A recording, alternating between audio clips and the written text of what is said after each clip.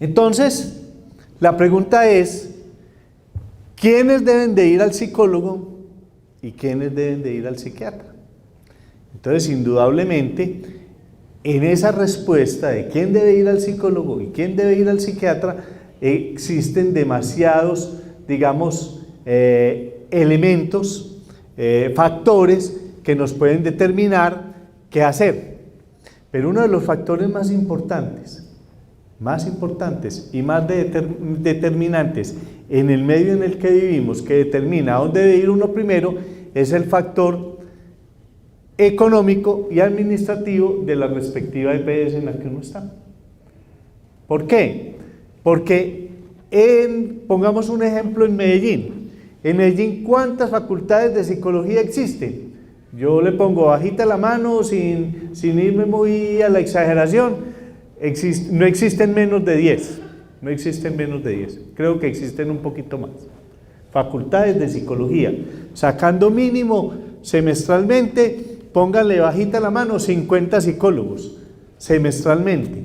O sea que al año cada facultad saca 100 psicólogos. Y si tenemos 10, están sacando 1000 psicólogos. Y en Medellín existen 3 universidades sacando especialistas en psiquiatría.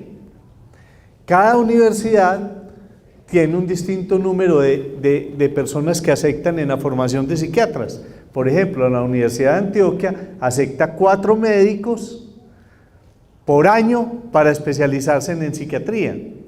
La Universidad Pontificia Bolivariana acepta 2, llevamos 6. Y el CES, que es la otra facultad, acepta 4, entonces llevamos 10. Mientras en un año se gradúan 1000 psicólogos, en Medellín, en promedio, se gradúan 10 psiquiatras. Eso crea un déficit enorme, pero a la vez nos determina cuál es la mayor capacidad de resolución que se tiene a partir de la psicología. Entonces, una de las primeras respuestas es, ¿a dónde se puede llegar más fácil?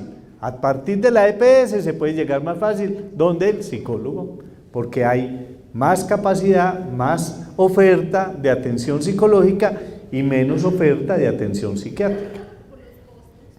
¿Cómo?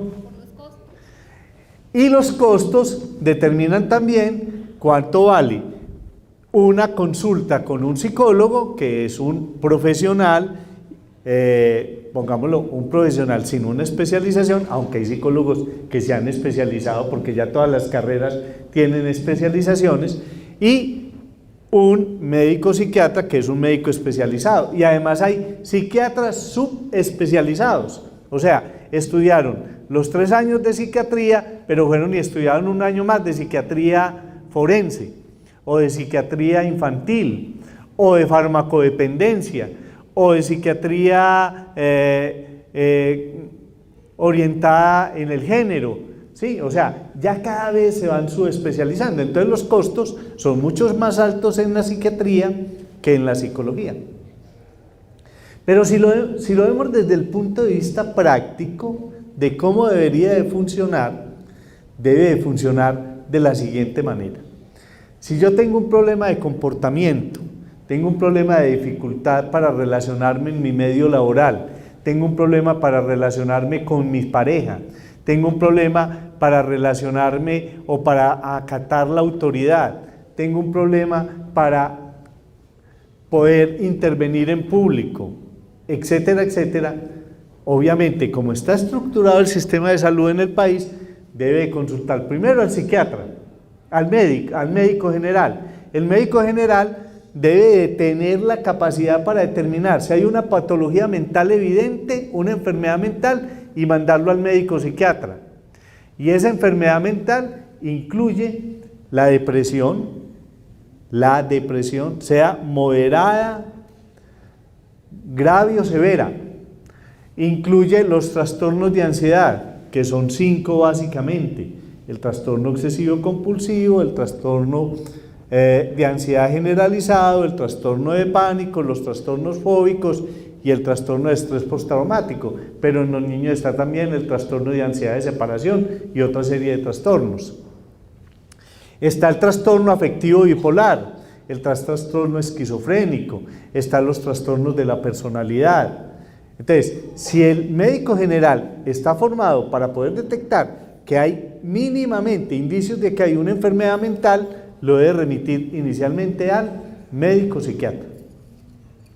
Pero si el médico hace una buena evaluación y encuentra que no hay indicios claros de que hay un trastorno, una enfermedad mental, sino que hay alteraciones en el comportamiento, dificultades de interacción con las personas, dificultades para adaptarse a un cambio que sucedió por un cambio de trabajo, por una ruptura amorosa, etcétera, etcétera, lo debe remitir al psicólogo.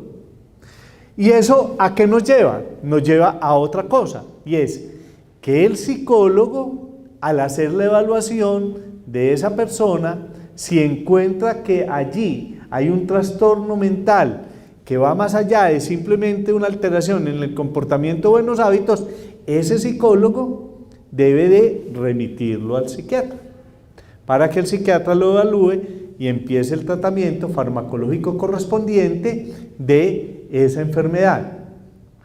Y si el psiquiatra encuentra que el paciente que le enviaron pueda o no tener una enfermedad mental, pero tiene dificultades comportamentales, dificultades emocionales, dificultades para interactuar en su vida cotidiana, para resolver los problemas que le presenta el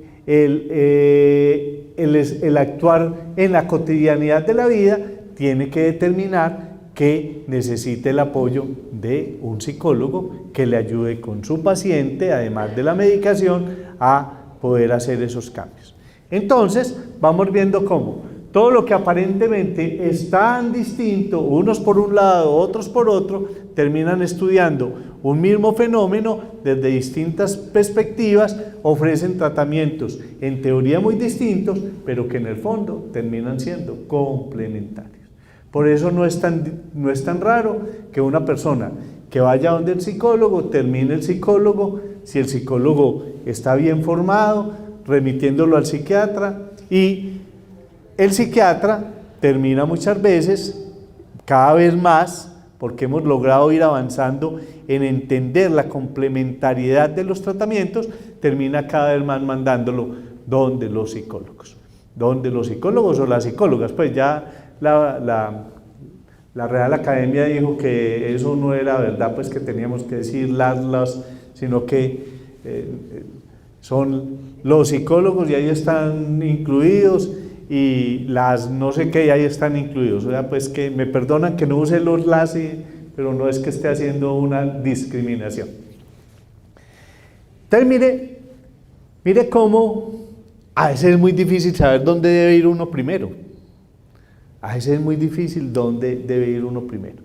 Lo que sí tenemos que entender es que la salud mental es un derecho y que la EPS nos debe remitir o a donde el psicólogo o a donde el psiquiatra, y si nosotros vemos que la respuesta que nos está dando el psicólogo o el psiquiatra no nos satisface completamente ni nos está permitiendo mejorarlo, debemos de decirle a ese profesional, venga, complemente el tratamiento mandándome para donde el psicólogo, o venga, porque será necesario no ir donde el psiquiatra.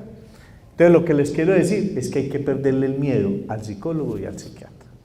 Hay que perderle el miedo. Gracias a Dios, existe en el mundo la psicología y la psiquiatría.